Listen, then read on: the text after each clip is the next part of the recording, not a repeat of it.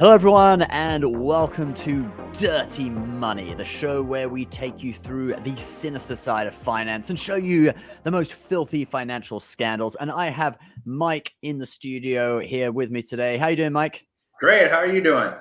I'm good, man. And on today's podcast, we are going to cover Deutsche Bank shares tumbling and why that is, the need possibly for universal FDIC insurance, which well, if that actually happens, it would kind of be crazy.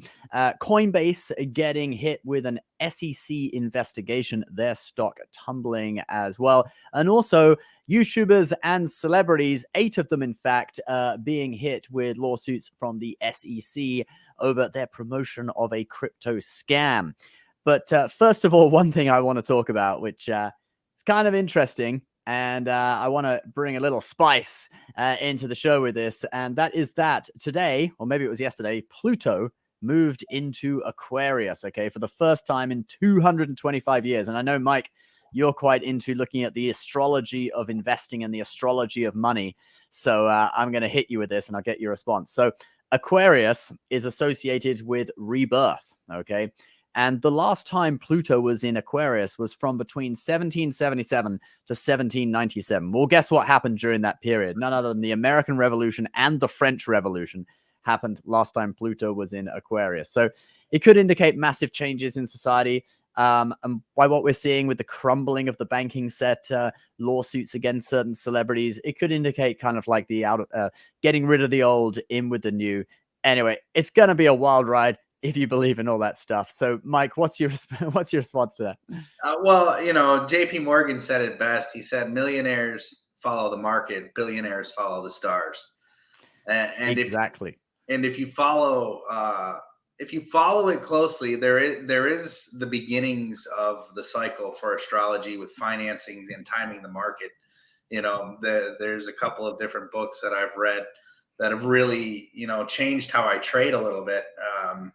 No suggestions, no advice, none of that. I'm just saying that it's happened and it's actually worked.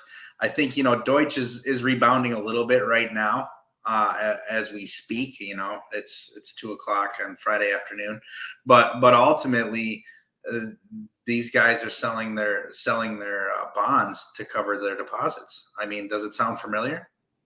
Like SVB. Exactly. But when you're talking about astrology and you think about this, has been 225 years since this same cycle has happened with Pluto.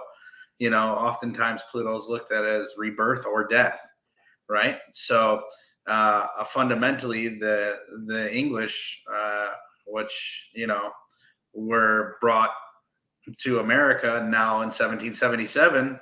What happens? The American Revolution, 1791. The Constitution was solidified and put into play in 1791, which gave us a total of about 15 years of war with Britain, and roughly 6 years after that is when the Aquarius and Pluto were then out of cycle.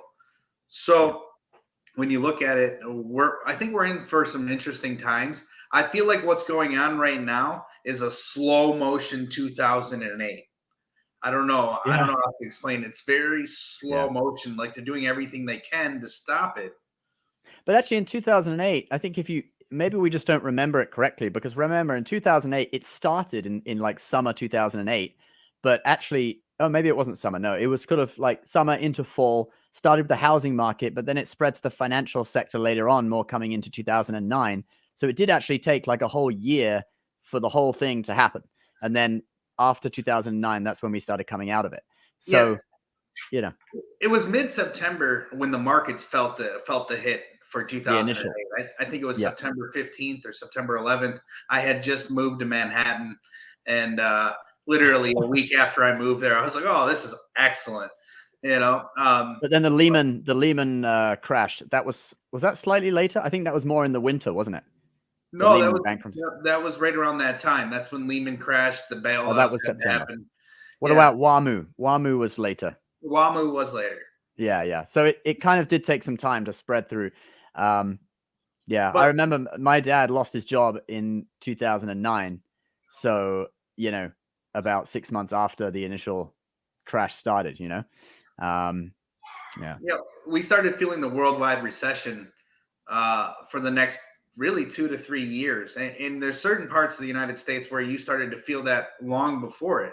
2007, 2006, in the automotive area, Rust Belt, whatever you want to call it, Michigan, Ohio, Indiana, Illinois, Wisconsin, they started to really feel the effects of a recession in 2007, 2006 even. So, Right. Yeah. that time period, depending on where you were at, where you were from, it lasted from 06 to 2012, at least 2013. 2013 we were probably pretty much out of it. So it's interesting to see, because I don't think anybody really felt the effects of what's going on right now.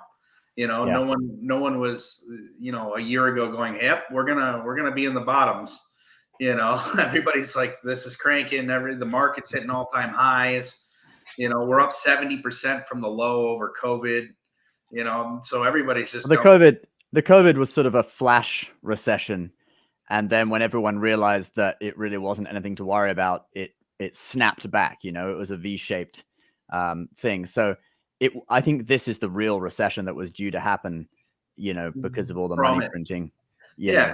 Since you can't print that much money and not respect the let's start talking about, though, Deutsche Bank, and also the calls for universal FDIC insurance, which kind of happened this week with Janet Yellen in Congress. So first, Deutsche Bank, basically there's been a spike in credit default swaps, which are the insurance for bondholders against default. So for those who don't know, so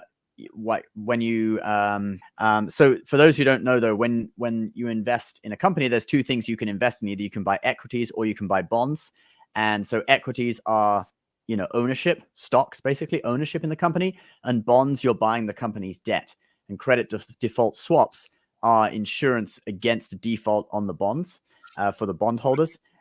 So a rise in the a spike, what they're describing it as, in credit default swaps, indicates that the bank is starting to be seen as more risky to bondholders, that they are insuring, seeing the need to insure their bonds.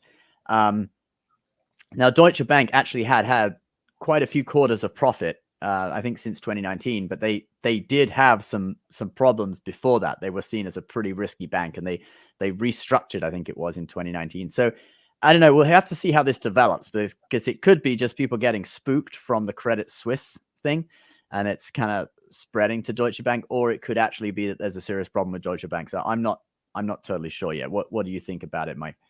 I think fundamentally Deutsche Bank at $1.3 trillion in assets. The Germany lives, breathes this bank. There's no way that they're the ECB will jump in whenever they have to. I don't know if UBS can buy them out, but they were forced to for Credit Suisse.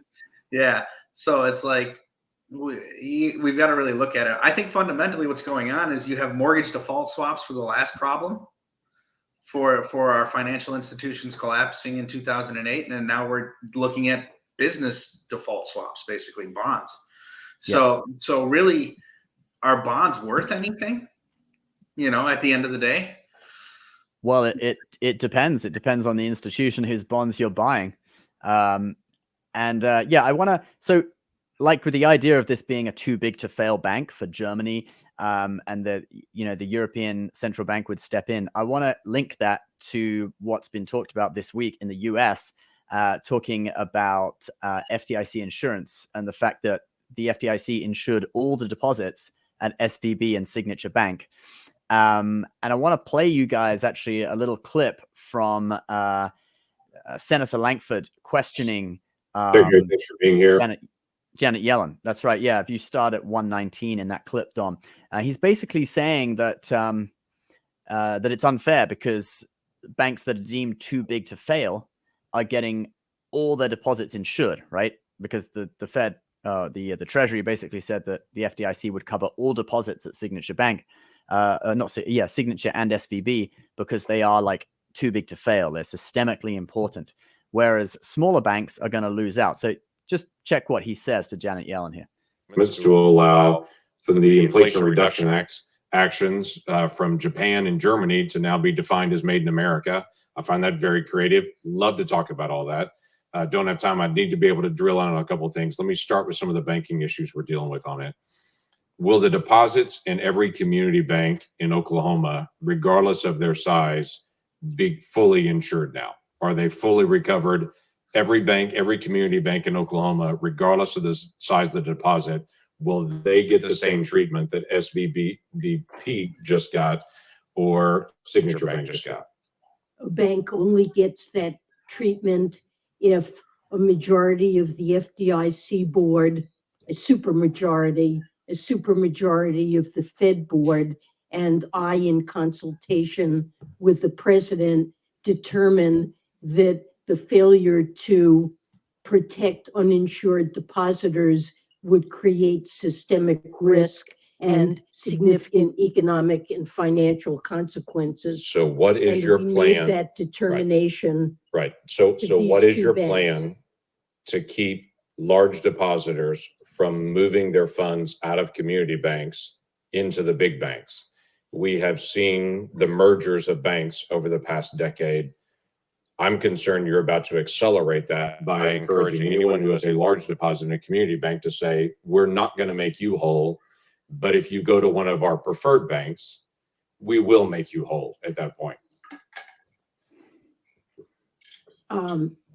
Look, I mean, that's certainly not something that we're encouraging. That is happening right now. That is All right. happening because depositors are so- concerned about the bank failures that have happened. You can turn it off now, Dom. So yeah, that was like, I hope people in the audience understand that basically what they were saying, but is they're saying kind of like that the Fed, or not the Fed, the Treasury, FDIC is giving preference to these larger banks because they are so-called like too big to fail.